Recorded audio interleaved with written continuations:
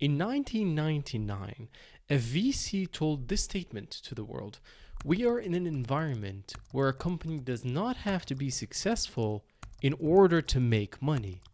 Now, remember this quote very well because we're going to look at some charts from 1999 versus today, the internet moment versus today, and you're going to see what I see.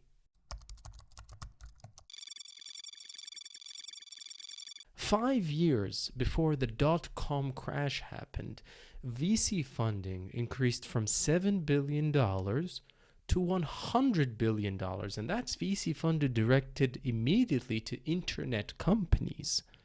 They took up around 80% of all VC funding of that time.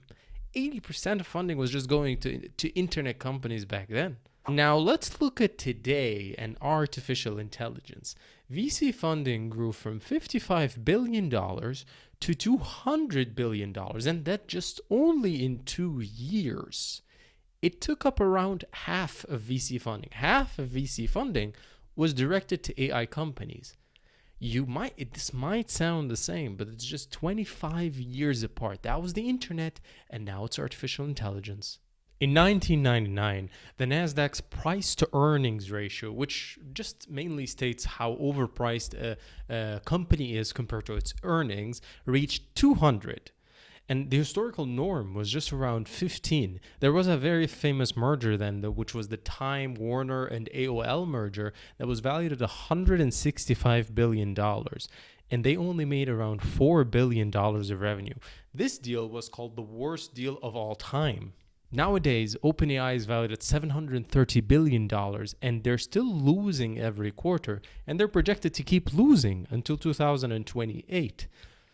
You know, if you go back in time, Cisco was once considered the biggest private company of all time, and it was valued at $500 billion when the internet was such a big deal. Nowadays, OpenAI, it's competing with SpaceX, but it is always back and forth with it in becoming the most valuable company of all time, just because of the internet or artificial intelligence. That term defines what the most valuable company is.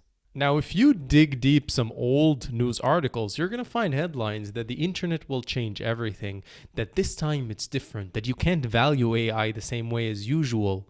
And that's, ironically, the same thing that has been saying right now when it comes to artificial intelligence.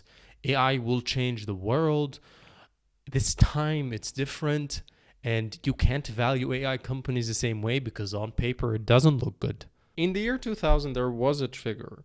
The Fed rates were increased 6 times in around 10 months, leading up to the bubble being burst. Now that's back then. Nowadays, as you will know, everything is a lot faster. So if there are triggers, these triggers could potentially come faster. Goldman Sachs recently said that AI contributed in the past few years to almost zero, a little bit more than 0% of GDP contribution, as in all this spending, the $700 billion of AI spending, went to absolutely nothing. Now, we don't know what might happen, but there are a lot of triggers that could occur. Geopolitical, for example, economical, multiple things that could happen which could lead to the same exact chart that exists today. What do you think? Let me know in the comments and let's chit chat more about this.